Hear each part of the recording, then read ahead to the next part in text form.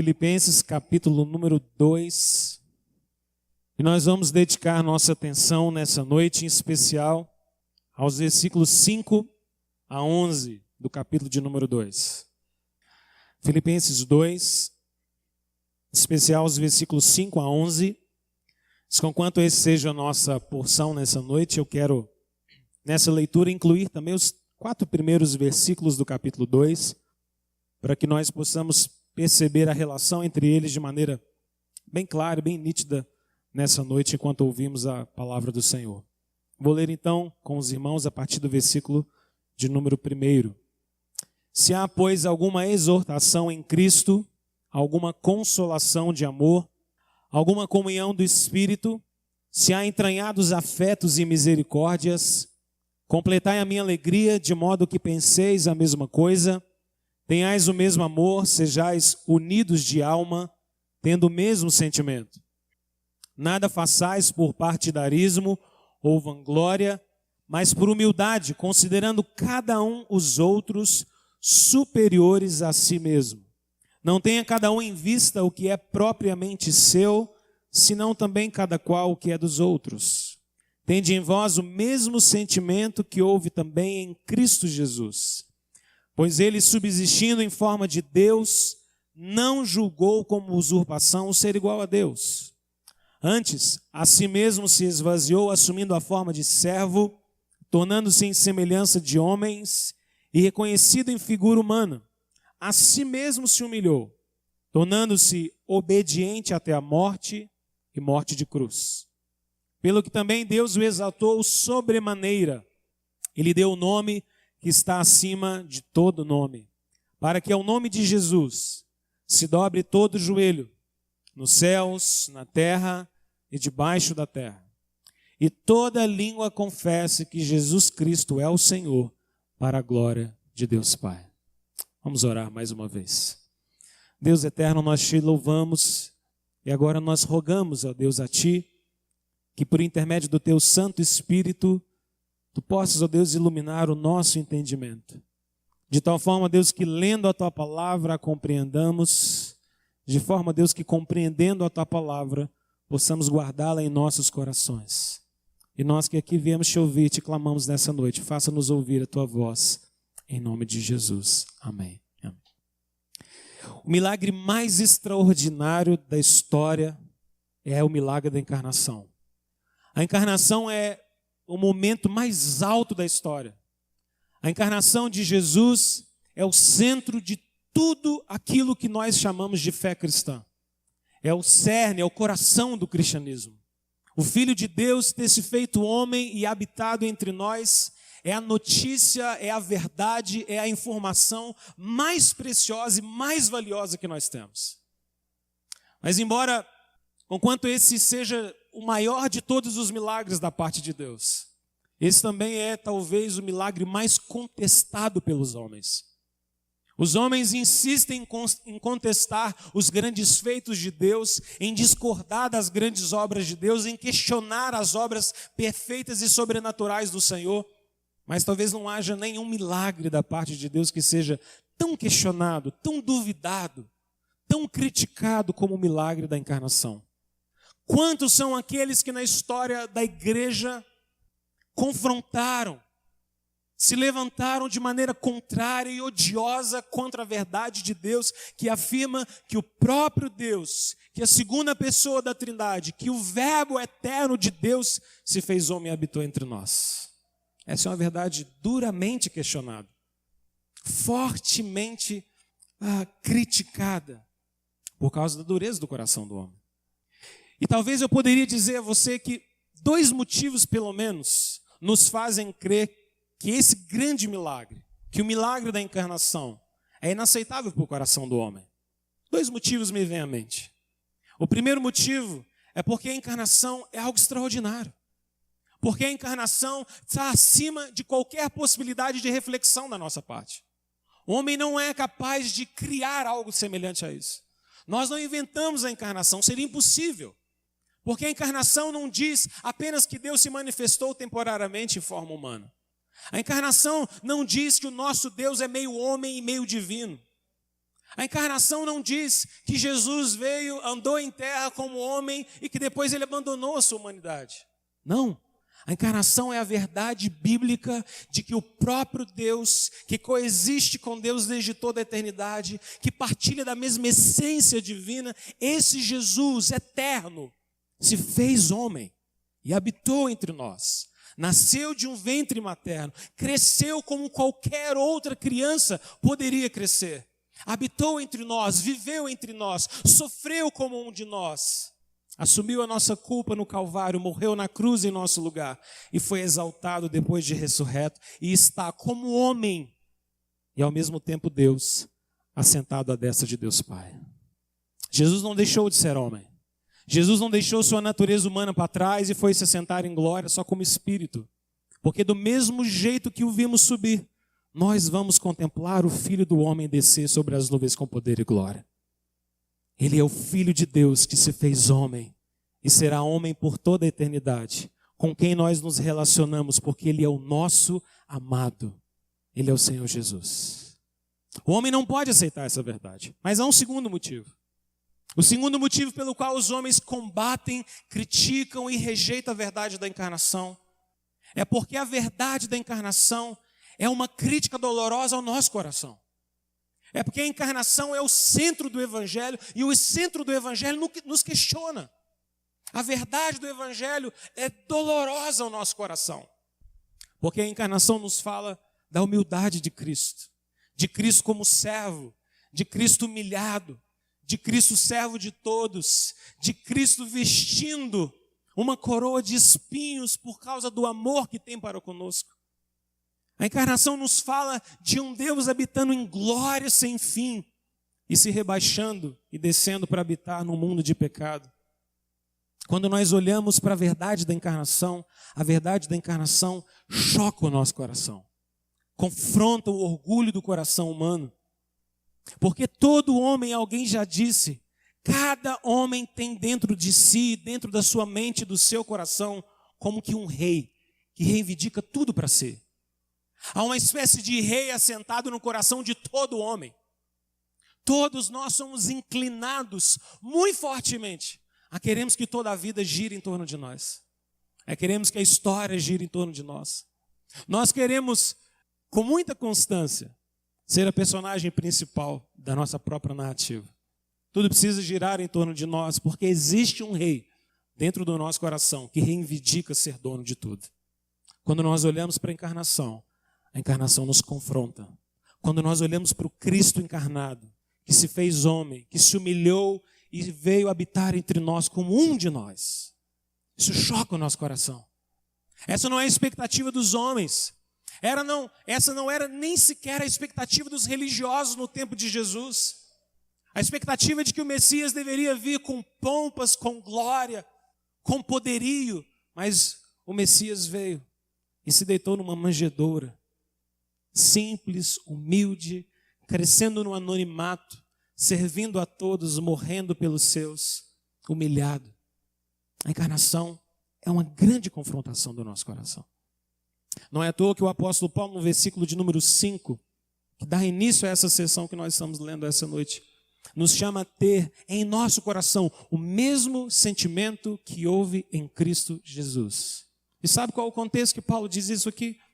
Você se lembra da mensagem na semana passada, se você ouviu, que nos ensinou e nos falou nos primeiros 4 versículos, de que para que a igreja possa viver verdadeira unidade, de para que haja entre nós uma união moldada pelo Espírito Santo de Deus, é preciso que nós tiremos do meio de nós o que está escrito aqui no versículo de número 3, olha comigo. É preciso que nós tiremos do nosso meio o partidarismo e a vanglória. Porque o partidarismo, o espírito faccioso de divisão e a vanglória, a ostentação, o orgulho, a vaidade, tudo isso é o veneno que destrói a unidade no povo de Deus e no nosso coração. Percebe que o apóstolo Paulo está dizendo para nós? O grande problema que nós enfrentamos, não apenas como igreja, irmãos, mas o grande problema, o cerne do problema, o coração do problema humano é o seu próprio pecado. O coração dos nossos problemas O centro dos nossos distúrbios na vida é exatamente a inclinação vangloriosa, pecaminosa do nosso próprio coração. Como eu disse, há uma espécie de rei sentado no nosso coração, reivindicando ser dono de tudo. E o Senhor Jesus nos diz: tende em vós o mesmo sentimento que houve em Cristo Jesus.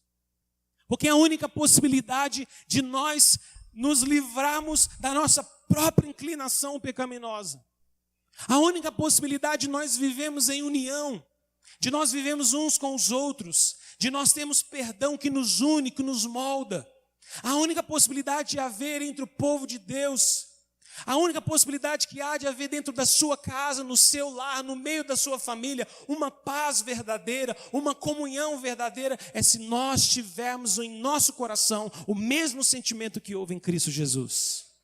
Se nós não olharmos para Cristo, se Cristo, que é o nosso exemplo perfeito, não moldar a forma como nós vivemos, o nosso coração será sempre tendencioso à vanglória, ao orgulho, à ausência de perdão, à ausência de quebrantamento. Querido, pense comigo. Quantos dos problemas que eu e você enfrentamos cotidianamente, dentro dos nossos lares, nos nossos relacionamentos mais íntimos, nos nossos relacionamentos fora de casa, no nosso trabalho, no nosso convívio, no estudo, o centro da maior parte dos nossos problemas diz respeito ao nosso próprio coração. A nossa dureza, a nossa capacidade de muitas vezes ceder ao outro. Já percebeu como nossas conversas sempre são moldadas pelo nosso próprio desejo de vencer, de ganhar? Às vezes nós saímos de uma discussão que talvez tenha sido calorosa, e aí nós vamos para casa. E aí quando você chega em casa, você começa a pensar na discussão que você teve. Já teve alguma experiência assim? E aí quando você começa a pensar na discussão que você teve, você começa a imaginar na possível discussão que você tem com essa pessoa de novo. Mas agora você começa a treinar aquilo que você vai falar. Não é assim? E aí a gente vai pensando, e pensando, se eu encontrar com fulano de novo, e esse assunto surgir de novo, agora eu vou falar isso. Vou falar e vai ser desse jeito.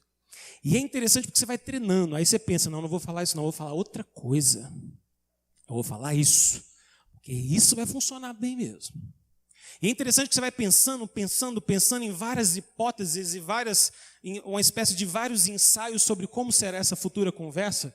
E você já pensou que em todos os ensaios que você faz, em nenhum deles você perde? Nenhum. Você não imagina um ensaio que você perdeu. Se eu falar isso aqui eu vou perder. Não. Todos você ganha. Talvez esse seja um atestado inquestionável dizendo: pecador, vanglória, orgulho do nosso coração. Nós precisamos olhar para Cristo Jesus, para que tenhamos o mesmo sentimento que houve em Cristo Jesus, e toda a nossa vida seja moldada por Ele. Irmãos, essa passagem é uma passagem profundamente teológica. É possível nós passarmos bom tempo do nosso estudo refletindo sobre cada uma das afirmações paulinas aqui a respeito de quem Cristo é. É possível nós aprendermos tudo que a Escritura nos ensina sobre Jesus nessas poucas palavras. Mas embora essa seja uma passagem profundamente teológica, ela também é uma passagem profundamente confrontadora do nosso coração. Ela é prática, ela é viva, ela é desafiadora. Porque nós precisamos olhar para quem Cristo é, aquilo que Cristo fez, e temos o nosso coração moldado pelo mesmo sentimento que houve em Cristo Jesus. Mas a pergunta que eu faço então a você é: qual foi esse sentimento que houve em Cristo Jesus que nós precisamos imitar? Que sentimento é esse? O que é que guiou as atitudes de Cristo e o coração do Senhor Jesus? E por que nós precisamos olhar para esse sentimento, para essa postura, para essas atitudes e imitá-las? Eu queria que você acompanhasse isso comigo nesse texto e nós pudéssemos conhecer mais a fundo aqui o nosso Senhor Jesus. O apóstolo Paulo começa nos dizendo, versículo de número 6, que o Senhor Jesus compartilha da mesma essência do Pai. Ele subsiste subsistindo em forma de Deus, ele não julgou por usurpação ser igual a Deus. Jesus não é meramente homem. Jesus não é apenas um grande profeta. Jesus não foi apenas um homem capacitado pelo poder de Deus. Jesus é o próprio Deus. Jesus subsiste em natureza divina, ele é coexistente com o Pai. Jesus existe desde toda a eternidade, porque no princípio era o Verbo, e o Verbo estava com Deus, e o Verbo era Deus. Tudo foi feito através de Cristo, e sem Cristo, nada do que existe foi feito. Jesus nasceu do ventre de Maria, quando se encarnou, mas o mesmo Jesus que nasce do ventre de Maria, que se encarna e habita entre nós, é o Jesus que existe desde toda a eternidade. O nosso Senhor Jesus, ele é o alfa e o ômega, ele é o princípio e o fim, ele é o Deus eterno. Cristo tem todo o poder, toda a glória, toda a honra, todo o louvor. As hostes angelicais o louvam e o adoram, os seres viventes o reverenciam, porque ele é dono de todas as coisas e ele é o Senhor de todo o universo. Mas a altura de Cristo e o poder de Cristo nos ensina sobre o coração de Cristo. Porque o versículo de número 6 diz: subsistindo em forma de Deus, ele não teve por usurpação o ser igual a Deus. Perceba como Jesus é diferente de Adão. Adão era o nosso representante naquele jardim, e o coração de Adão desejava ser como Deus. Essa não é a proposta da serpente. Coma. Isso é mentira de Deus, porque no dia que você comer, Deus sabe, vocês se tornarão como Ele é. Adão não compartilhava da mesma essência de Deus. Adão era meramente criatura, uma criatura das mãos de Deus, uma criatura insignificante se comparado com o Senhor. Mas no seu coração existia um desejo de ser como Deus. Quem é Jesus? Jesus é aquele que compartilha da mesma essência do Pai. Ele é o próprio Deus, mas ele não tem por usurpação ser igual a Deus. Ele não toma isso como uma coisa a qual devesse se apegar. Jesus não se prende ao seu direito de ser o próprio Deus, mas ele se faz homem para habitar entre nós.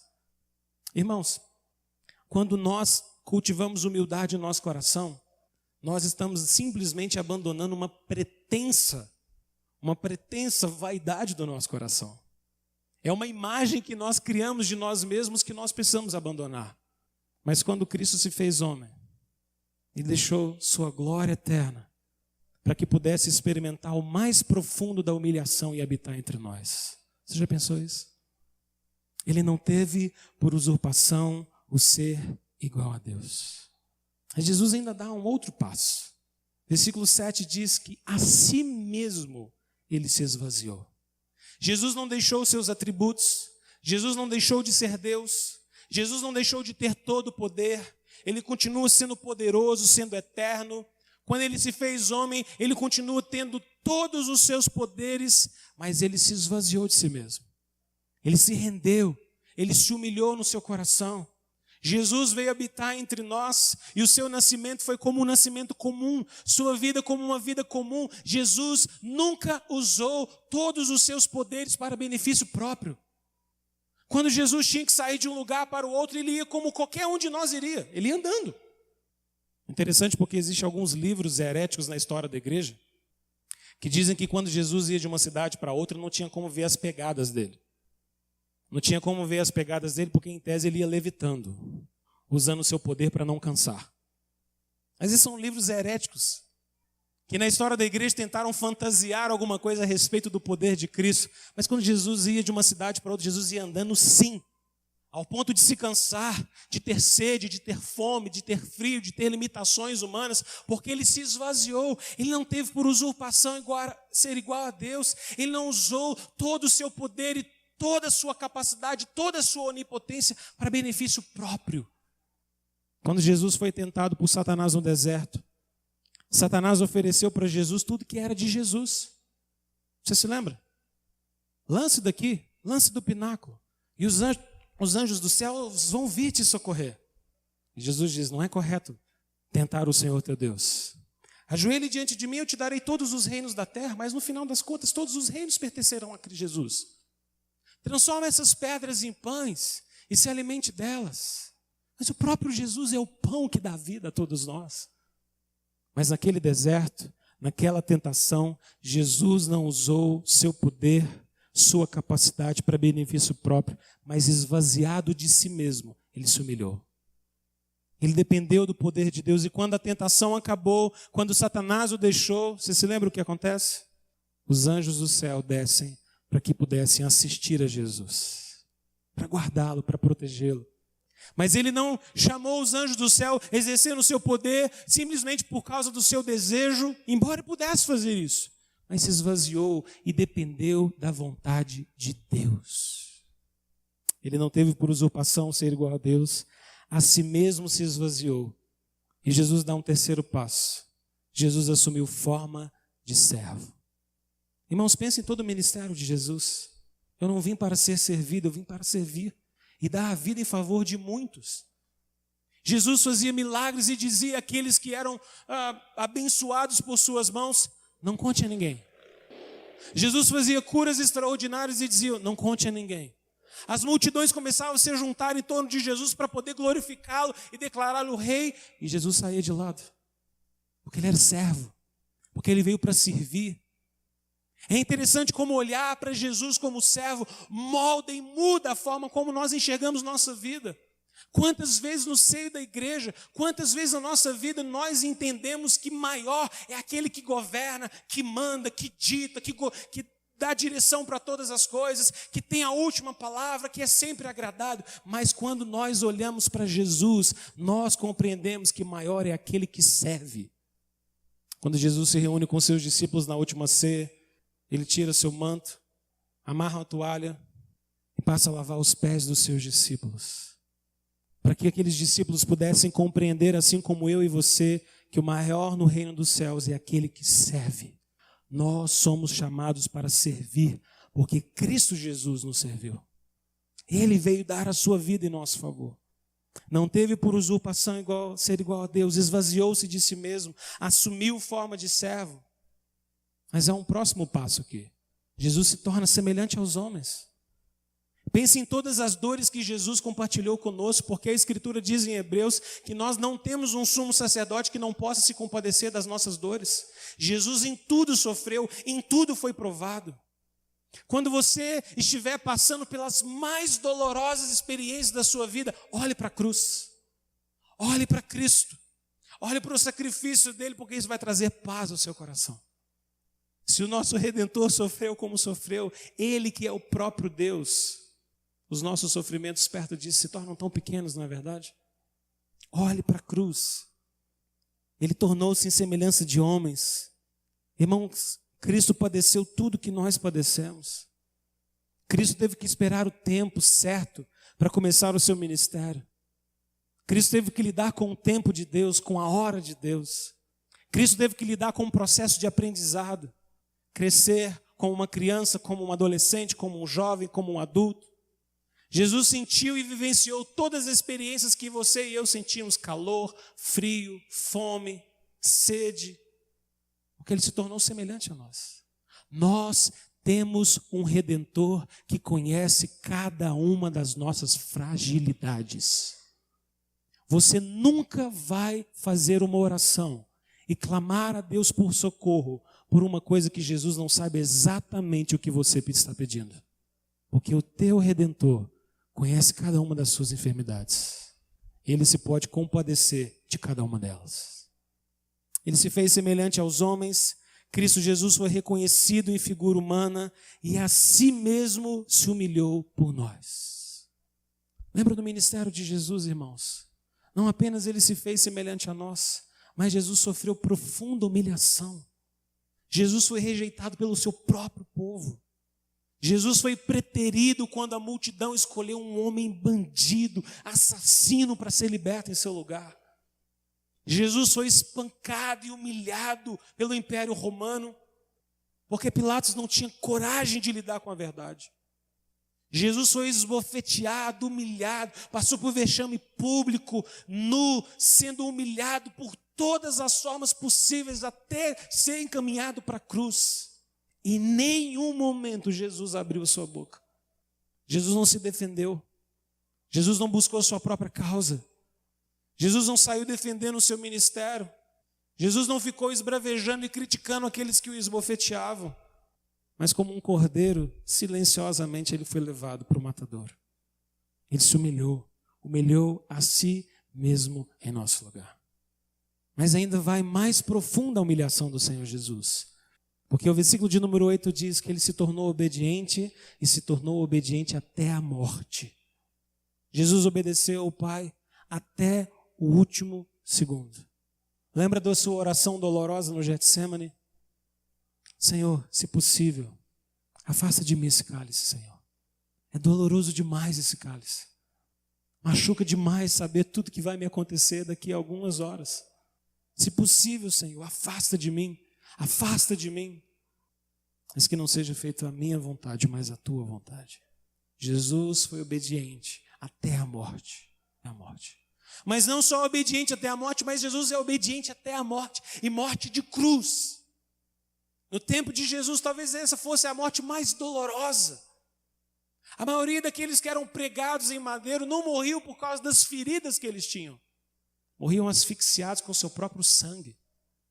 Por causa da posição do seu corpo. As dores sem medida se espalhando por todo o seu corpo.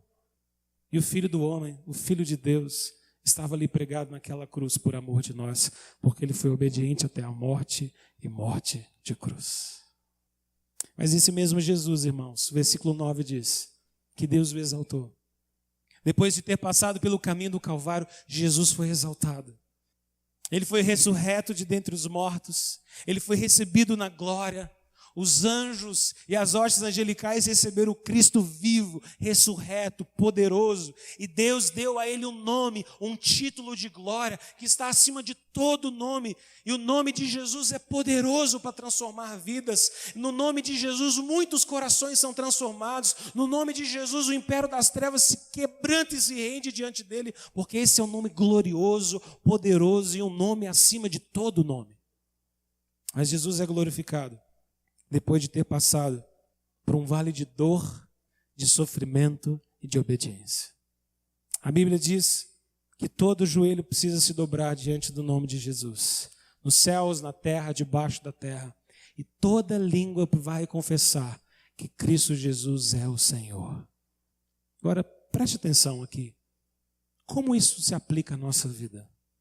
Como essa verdade a respeito de Jesus, da sua encarnação, do seu sofrimento, da sua exaltação, muda o meu coração e o seu coração. Eu queria que você guardasse 3 coisas no seu coração. Primeira delas, a humildade de Cristo é o único caminho de vida que nós temos. Não existe outra possibilidade de nós termos vida plena.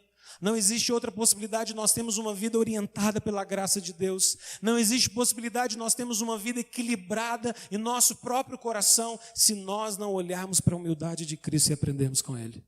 Porque a nossa vaidade nos destrói. Porque a nossa vaidade corrompe o nosso coração.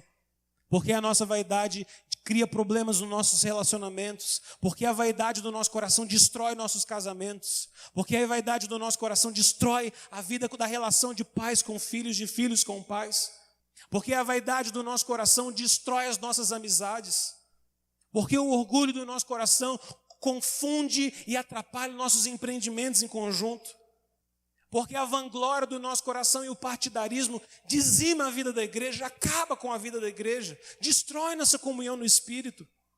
Porque a nossa vaidade nos impossibilita de perdoar.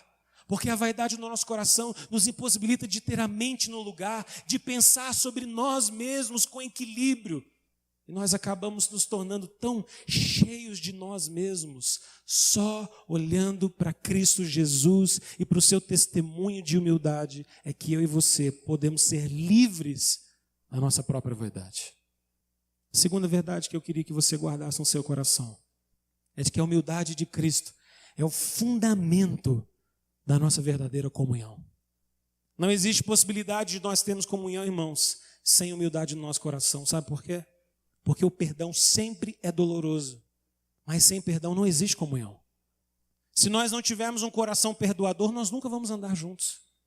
se nós não tivermos um coração disposto a ceder, a perdoar, a chorar com o outro, a abrir o nosso coração, a voltar atrás, a consertar as coisas, nosso coração se tornará endurecido para o agir de Deus. Muitas vezes a palavra de Deus não encontra lugar no nosso coração. Muitas vezes a palavra de Deus não encontra solo fértil no nosso coração, porque não existe perdão, porque não existe graça. Mas quando eu e você olhamos para Cristo Jesus e aprendemos com o seu sofrimento e com a sua humildade, nós aprendemos que a humildade de Cristo é o fundamento para a verdadeira comunhão. Paulo lá no versículo de número 2 diz: pensem a mesma coisa, tende em vós o mesmo sentimento. Que sentimento é esse? O mesmo sentimento que houve também em Cristo Jesus. Porque a única possibilidade de nós termos harmonia e verdadeira comunhão, seja na vida da igreja, seja no seu lar, é olharmos para a humildade de Cristo e aprendermos com ela. Coloque perdão dentro da sua família vai ser restaurada. Coloque perdão dentro do seu casamento vai ser restaurado. Coloque perdão na relação com seus filhos, seus relacionamentos serão totalmente restaurados. Coloque perdão no relacionamento com seus amigos, com seus colegas, com profissionais, com pessoas que militam com você diariamente. O perdão transforma nossas vidas, porque o perdão é fruto de corações humilhados. Me lembro de uma história de adolescente, que no meio da igreja, eu e um grande amigo, que éramos muito próximos, ficamos brigados. Daquelas brigas que depois que passa um tempo, você não lembra mais exatamente por que ela aconteceu. Talvez você já tenha tido essa experiência. E aí o tempo vai passando, você já não consegue se lembrar mais por que você ficou bravo com aquela pessoa. E aí um dia eu estava na igreja, tenho a impressão de que talvez fosse um culto de Santa Ceia como esse, e alguma coisa se moveu no meu coração e eu me levantei e fui até no banco dele. A gente se sentava longe já há mais de um ano, embora antes éramos como um em carne. E eu me sentei do lado dele e falei assim: olha, não sei o que eu fiz com você, e eu não sei o que você fez comigo, e eu não me lembro mais. Pelo sim, pelo não, vamos fazer o seguinte: me perdoa por tudo que eu fiz que eu não sei, mas me perdoa, eu devo ter feito alguma coisa terrível, e vamos restaurar nossa amizade. Ele começou a chorar, disse assim: eu também não faço a ideia de por que eu estou com raiva de você, e se eu fiz alguma coisa com você também, você me perdoa. E no final a gente estava abraçado e voltamos a ser muito amigos. Parece tão simples, não é? Parece tão boba essa história. Mas no final das contas ela é simples, irmãos. Sabe por quê? Porque o que ela exige de nós é termos um coração humilhado, para que o perdão possa brotar dentro de nós. Nós precisamos da humildade de Cristo, porque ela é o fundamento da verdadeira comunhão. E em último lugar, a última verdade que eu queria que você guardasse no seu coração: a humildade de Cristo é o único acesso que nós temos à verdadeira glória de Deus. O que é que nós buscamos em nossa vida? A glória dos homens ou a glória de Deus? Porque a Escritura diz, o próprio Senhor Jesus diz em Mateus 23, versículo 12: aquele que se exalta será humilhado, mas aquele que se humilha será exaltado. A história de Jesus, a história da encarnação, a humilhação de Cristo é um antídoto para nós lidarmos com o falso evangelho do nosso tempo. Porque o falso evangelho do nosso tempo promete glórias humanas através de prosperidade. Mas o evangelho de Cristo nos promete a glória de Deus através do sofrimento. Porque o próprio Cristo Jesus sofreu, se humilhou, se rebaixou, para que então ele pudesse ser exaltado.